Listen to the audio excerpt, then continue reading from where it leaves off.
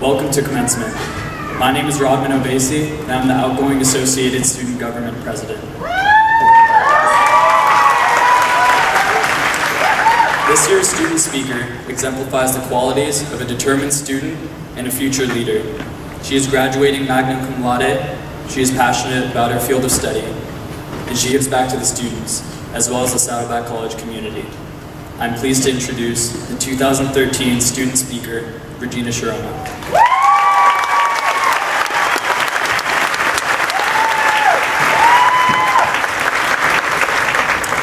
Thank you very much for that warm introduction. Congratulations to my fellow graduates, the class of 2013. Be proud of yourself, for you have persevered. And welcome to all of our guests here today. I have to say, never in a million years did I ever think that I would be coming back to school, let alone stand here talking to you. The subject that I want to share today does not get talked about often enough. If it had not been for Shirley in the Learning Assistance Program here at Saddleback, telling me her story and listening to mine, I would not have the courage to speak to you. I hope that by taking this risk and sharing my story, that I may impact one life today. This may shock those of you who know me because most of you do not know what happened to me. But when I was very young, my mother always told us, no jumping on the bed. One day, however, my brother, sister, and I were having fun doing that, jumping on the bed. My mother recalled hearing an utter silence. She opened the door to where my siblings and I had been jumping to find that I had been knocked out cold and had blood running out of my ear. She scooped me up and rushed me to the hospital. The only thing that I remember is her trying to keep me awake and the car radio fading in and out. Looking back, I also remember being at the doctor's office many times after my fall, and my second grade teacher telling my mother how much I struggled with reading. My troubles didn't end in second grade, and as time went on, school became harder and harder. I was not enrolled in special services classes, but I made it through the 6th grade, and by the time I reached junior high, school was stressing me out. I hated reading because it was just too hard. I would scan the books for the information I needed to get me through. School became something to survive. However, I persevered. I graduated high school, and I swore to myself that I would never step foot onto another school campus again. I can't explain everything here, but eventually life brought me back to Saddleback College. Upon my return, a doctor looked at me and asked, "Regina, how in the world did you ever make it through school?"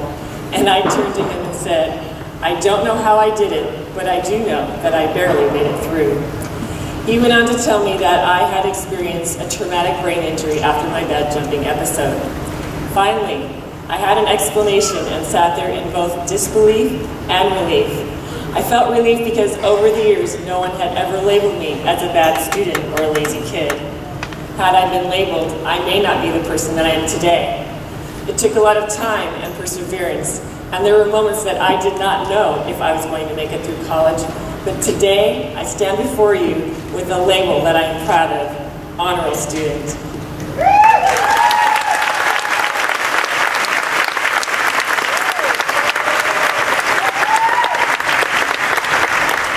Becoming this honor student was a journey that actually started 5 years ago when my kids were almost grown. Rita Espinosa, Professor Pete Espinosa's wife, encouraged me to take her husband's class, Applied Psychology 140, which is a career planning class. Pete had me as a new student, poor guy. So after approximately 30 years, I was back in school, and the stress of school returned with me.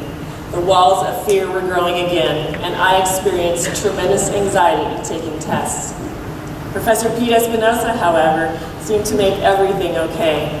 Pete, there are not words to describe my feelings of gratitude or how you impacted my life. It was at this point I learned that help was available in the way of special services here at Saddleback. So I continued on. But now I had to face algebra. Algebra never made sense to me, and I was certain it would be math that would hold me back from graduating.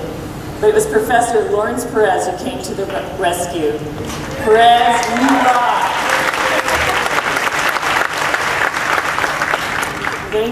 for showing me that not only could I understand math, but I could like it as well. For those of you who don't know, Professor Perez received 2 awards for his website known as Algebra to Go. If you know anyone struggling with algebra, please have them go to the website because it might rock their world like it did mine. I would like to take a moment to say thank you to my family, friends, professors, and all of the staff in special services, especially Ardith, Tina Shaffey, Mike Sauter, and Sylvia Barley. All of you have impacted my life in your own unique ways, and I will forever be grateful for your patience and assistance that you have provided me on this journey. I would also like to take a moment to encourage anyone who has a disability. Do not allow anyone or anything to stand in the way of your success. Don't accept the label that society is willing to give you. Don't allow this label, a word, to define who you are, and don't allow yourself to become attached to the label and use it as a crutch. I encourage you to look deep within yourself, discover who you are, and then persevere. Follow your heart, your dreams, your passion for life, while realizing that there is no one or anything that can stand in your way. Dream and dream big because you can do anything. In closing, I'd like to leave you with this challenge to stop judging and labeling others based on the outside of a person, but rather learn what's on the inside of that person. If we take time, we will find that we are all more similar than we are different, and may just realize that we all have disabilities. Brain injury, ADHD, reading comprehension problems, disability, those are all labels. But I feel grateful that I did not identify myself with any of those labels, because we are only as disabled as we allow ourselves to be. If the little girl that jumped off the bed and bonked her head many years ago can stand here in front of you as an honor student and graduate, then I can't even imagine what you can do.